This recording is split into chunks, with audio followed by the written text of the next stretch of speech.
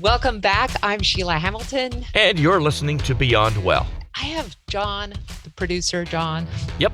It's 2022. You keep saying it, but it sounds like the future. And it's dry January. The future is now. I think you're going to just totally dig this conversation with Mike Hovey and Stephen Milanese. An interview so interesting, we're going to have to break it up into a part 1 and a part 2. These are two guys who spent decades of their life in serious drug addiction. Decades. And then they both made a decision for very different reason to save their own lives. And their paths to recovery are completely different, but they're both now in the helping world of trying to get others to see that recovery can be such a beautiful, joyful life. It's Beyond Well and the interview with Mike Hovey and Stephen Milanese. And if you've loved this series of conversations as much as I have, please give us a thumbs up where you listen to podcasts, especially on Apple Podcasts. It's a great thing to review because every time we get a review, it means we get more support for doing these kinds of conversations. Fora Health is a nonprofit alcohol and drug treatment center in Portland, Oregon that has been helping youth, adults, and families for nearly 50 years.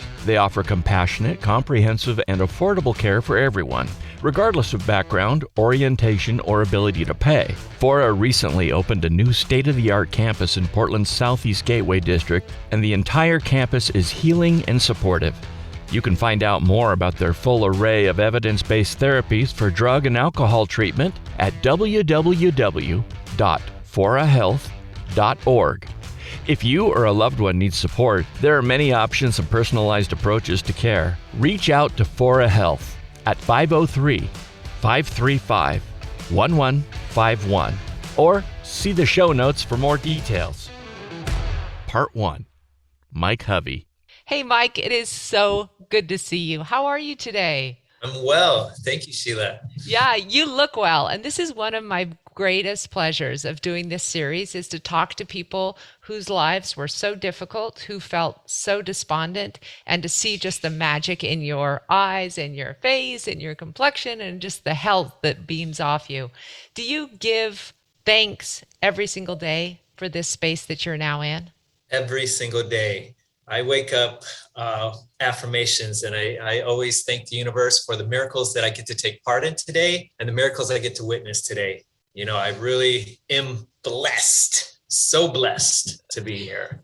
So if you wouldn't mind, because people aren't aware of your backstory, please share some of the personal experiences that led you to be so passionate about this work. My life, my turbulence started very young, from puberty, I would say. By 13, I had lost my virginity. I had already started drinking. 14, I had been smoking weed, running away from home. I had a stepfather that was a heavy drinker and really tough love. I was always trying to get away from him in the house. By 15, I was introduced to methamphetamine that sunk its hooks into me. And along with that came the justice system. I grew up in Northern California. So by 15, I'd already been to juvenile hall. So from 15 to 21, I was incarcerated more than I was on the streets. I was 16th, 17th, and 18th and 20th birthdays, I was incarcerated. By 21, I was released from the California Department of Corrections. And from 15 to 21, these are very formidable years. I adopted a belief system that kept me confined for so long. I can compare it to some people might go to college. Some people might go to the military. I went to penal system and I learned this belief system that truly kept me captive for so long. How does somebody captive in poverty and the struggle measure success? What was success? And that was fancy cars, women, money, the ability to procure drugs and quality of drugs. Like that's what was success, you know, and it was a false sense. It was distorted lens. So by 21, I was released from the Department of Corrections, and 21 to 23, these were very, very important years in my life because I had a child at 20 between these 2 years. I also started using drugs intravenously, and I was also married. I got married while I was incarcerated. So I had a wife, I had a child, I started using drugs intravenously, and I was taught how to manufacture methamphetamine. So, and these were all from relationships that I had built while incarcerated. So this belief system, it just, as I got older, my actions got bolder and I was lost. I was a lost soul. So at 23 to 29, these years were more of a functioning addict. These were very hard years. But at 29 was my rock bottom. 29, I had started using heroin. I was still using meth and heroin at the same time. They called those goofballs. I had lost my wife, my kids. At this time, I had 2 boys. I had lost everything. I suffered an internal death. I was hollow. I was hostile. I hated the world. I was in despair. I truly was a lost soul. At this point, when I lost everything, I went back to California because I had moved to Oregon. I went back to California and I tried to be this guy that I once was, and I couldn't be that guy. I was more of just an addict. I was lost. And through traumatic experiences down there, I actually was able to stop meth and heroin. Now, I wish my story would end there, but I had more of a harm reduction model where I stopped the meth, I stopped the heroin because that was evil. But everything else under the sun was okay because it wasn't that. I was still smoking weed, doing all that stuff. So from 30 to 35, I was stuck in this realm of, I always had the ability to, what we would say, hustle. I was always trying to make money. I was always, one of the biggest barriers for me to overcome in my story was the criminality piece. I wasn't only addicted to drugs and alcohol, but I was addicted to the criminality piece, addicted to the lifestyle, to the ability. Like I'm a medium-sized guy, I'm 5'8", but I had power in the streets. I had this clout, I had the ability to make calls, and you get addicted to that power. Drugs were power. But at 35, my world was crumbling and I was able to start seeing these repetitive cycles. My cycle was ending and the universe loves me, but I've always been about the stars and the galaxy, but and always wondering about what's more. Is there more? I was just existing. I was getting my needs met. My desires were out of balance. I wasn't happy. I had money, I had women, I had cars, I had all this stuff, but I was still lacking so much. And as my world was crumbling, I had seen something on YouTube. Maybe it was a David Lynch about meditation, and that kind of resonated with my soul, sparked my interest. I went to the library, I got a book reading about TM, transcendental meditation. Long story short, meditation came into my world and I started to meditate. And once I did that, it truly lifted a veil from my eyes. It helped me to see this world that I was not aware of. It helped me to cultivate this focus, this discipline, this desire, this self-love, self-forgiveness that enabled me to truly change the direction of my life. Like, it's easy for me to see now, but when I was in the middle of it, I didn't know I had control really over my life. I was just a victim to circumstance. I was, a victim to my emotions and my desires. I just went with it. I was a ping pong, bing, bing, bing, just going on my emotion. So once the meditation came into my life, I started to unlock these hidden chambers of my heart, got deep in there, and I truly, through my story, just a blip, I was homeless, volunteering at TPI with the homeless. I truly wanted to transition into this new world. And it was so hard to break from a lifestyle. That's all I knew. I was so ignorant. Meditation rescued me from a life of just existing. It truly helped me escape ignorance. I just didn't know any better. And I see it with so many of our patients, we just don't know any better. That's all we've witnessed in life. That's all we know, so the meditation piece helped me to lift that veil. And then as I'm starting to see the world in a new light and see the magic and cultivate this love and this focus and this integrity that's truly needed, I gave up drugs and alcohol. And it's been definitely a challenging road, but so rewarding and so unbelievable to get to this point of awareness and love and compassion. And it sounds cliche, for me, talking to me 6 years ago, I'd be like, what are you high on right now? I wouldn't believe myself, but it's the magic. There's so much magic and there's such a world to witness and experience out here, but we don't realize it. So my story, meditation saved me, rescued me. It's enabled me to become a positive part of society. It's helped me to discover what true success is. Now that I see through a clearer lens, like I was seeing the world as not what it was, but as I was. And as I clear my heart and get to those inner chambers and release the treasures of my soul, I see this world in a new way, but I'm able to measure success in my ability to have governorship over my actions, to have balance with my desires, to not be a slave to my desires, my emotions, my fears. I have the ability to have a career that I've chose, that I feel that I'm part of the healing of the world. I get to impact people's lives in a positive way, because I always impacted people's lives, but not necessarily in a positive way.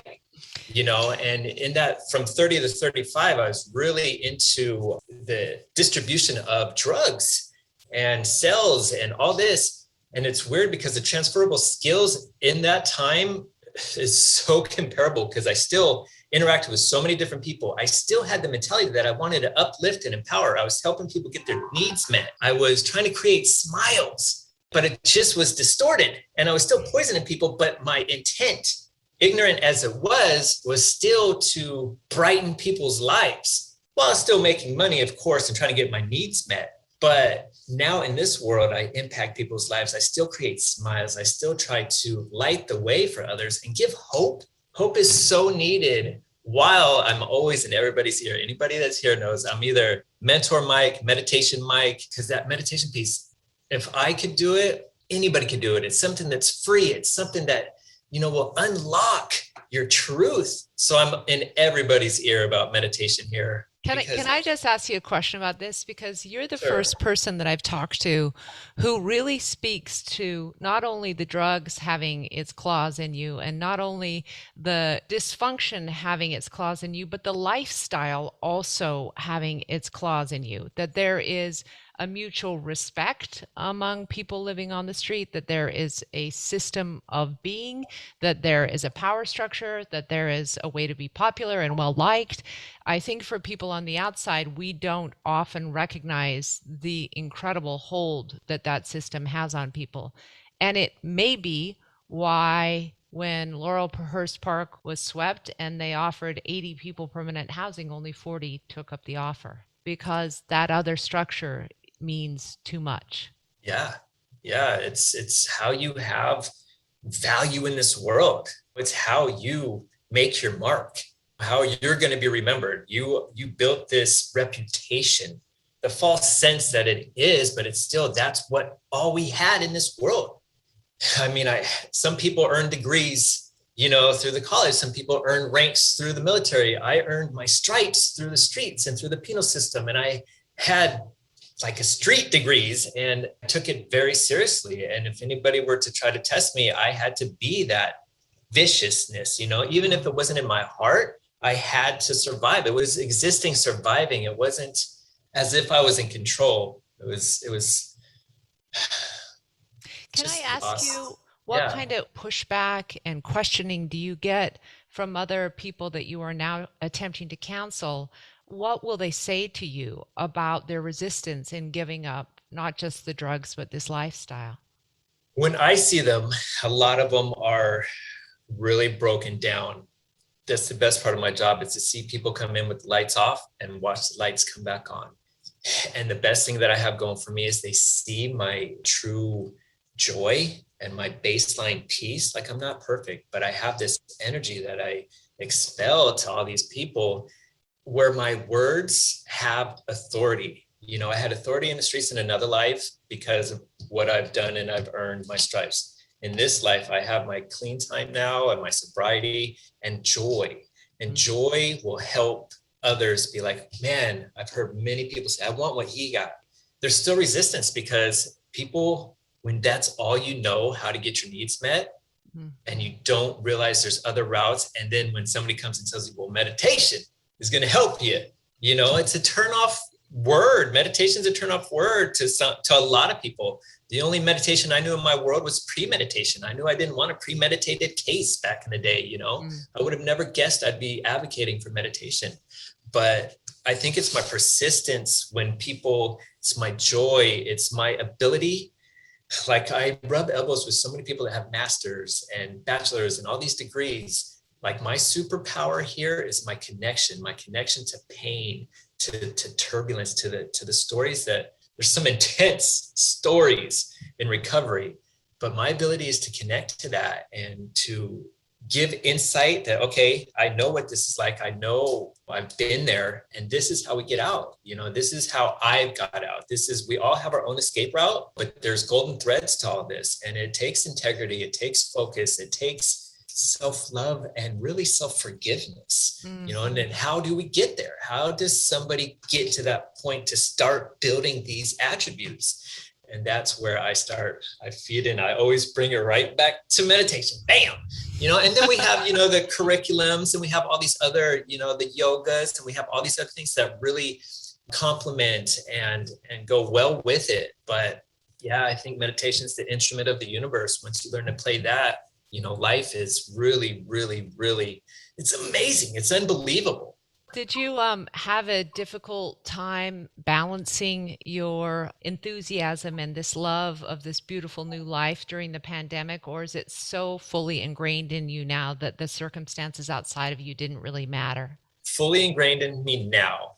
And I'm in the lesson of being fluid, as in taking it as it comes, just going with the flow kind of thing. But I'm telling you, in the beginning, through those first couple of years, I truly went through a twilight zone. It was unbelievable. Nobody around me really got where I was at within me, my internal drive. Like the world shunned me. I was meditating and I turned away from a lifestyle. Like it wasn't jail. It wasn't all this horrible things happening to me. I was able to see my world crumbling, and I literally turned away from a lifestyle that's all I knew. And I started walking a different direction. And that led me to being homeless because I didn't go back to selling drugs. I didn't go back to an old lifestyle, but I knew in my heart I was doing exactly where I was supposed to go and doing what I was supposed to do. But it was the twilight zone. It was so unbelievable because the world around me did not agree with that. Like I had a partner, they didn't agree with the choices I was making, even though I knew in my heart, this is the way I was supposed to go. So that first couple of years, it truly was so surreal. It was unbelievable as I transitioned, because at 35, trying to not only get clean off drugs and alcohol, turn away from a lifestyle of criminality and violence, all that, into a new way of being. I had to put an old way of being in the world to rest, to be a new man. I'm a baby boy in this world right now. But to switch careers and go from being a felon and having no experience in any behavioral health or any kind of nonprofit, any of that, it was such a hard transition, but persistence and belief in myself and just really knowing. That's where that meditation piece, I knew I was on the right path. Faith, and not in a religious faith, but faith that this was the right way because I was being led. I'm still being led to this day. And I've never been happier or excited in life. Of course, I'm still challenged. Don't get me wrong, but it's not drugs and alcohol. Those aren't my challenges anymore. It's not the criminality piece, but it's still, we have to have challenge to continue our growth. And it's the difference between, like I've said, I was existing, I had an internal death, and now I'm living. I'm experiencing, this is what life is supposed to be, and I get to really be part of this. I impact people's lives in a positive way. I get to really, truly be part of people's stories, and it's unbelievable. Tell me, I really want you to be able to convince someone who might be listening, like, man, I like this guy's energy. I really want to do this, but I'm super scared about leaving, what might be 15, 20, in your case, 35 years of my life behind. So what do you have to say to that person? Got to take risks. I really, at some point, want to kind of develop a 30-day meditation that's really focused on the addiction piece. I guarantee you meditate 30 days straight, you will not only feel the difference, but you'll experience it in your interactions with others, like with your patience and your tolerance and your all around joy. It's taking risks. I say, what's 30 days, 60 days that truly we're not going to fix all the wreckage in our lives in this 30, 60 days, but we can recalibrate. We can refocus and really truly start walking a different direction. And it is so rewarding, and it's possible. I am literally a walking evidence-based miracle. You know what I mean? That's really what I am. And I'm trying to just give others hope that it's possible, because I remember in the beginning, it's daunting. That's a mountain. This is forever. I have to do this forever, but it's not that. We break it down to, you just keep walking. You just take that step, Martin Luther King, one step after another, bam, bam, bam. And then all of a sudden you're up here and you're looking down like, wow, I've come this far and I have this joy. Well, I think that this has been a perfect conversation, because your enthusiasm and your belief system is so contagious. It just jumps through, and I have been so blessed to be able to know you. I hope we can continue. I would love to be a part of the mindfulness and addiction series, because my sister is a Buddhist priest and she teaches it better than anyone I know. So maybe we'll pull her in. Yes. I would love to do something like that. Michael, it's been a pure joy to be able to talk with you. And I'm so, so grateful you're in the world. Thank you so much, Sheila. Thank you so much.